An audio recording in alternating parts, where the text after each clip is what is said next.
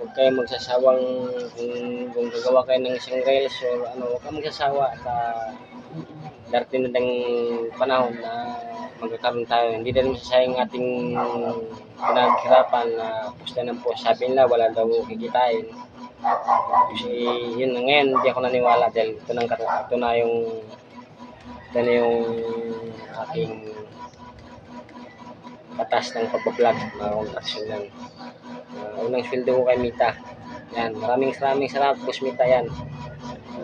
Sana marami ko pang matulungan na tao naghihirap. Magaya ko, number 1, at hindi ako sumuko. Sa loob ng 8 months yan, ito na. Gamit ko ng sahod ko sa Facebook.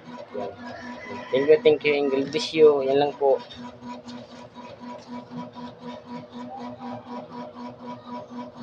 Tanghali mga contraction yan na sa wakas na gamit ko na yung pinapangarap kong sahod sa Facebook kay Mita.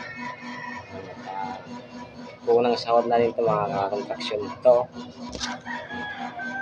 5K mga contraction ang unang sahod sa pag-release o vlog kay Mita. Ito 1 2 3 4 5 yan mga contraction na nakukuha ko lang ito sa Gcash sa PayPal kasi yan.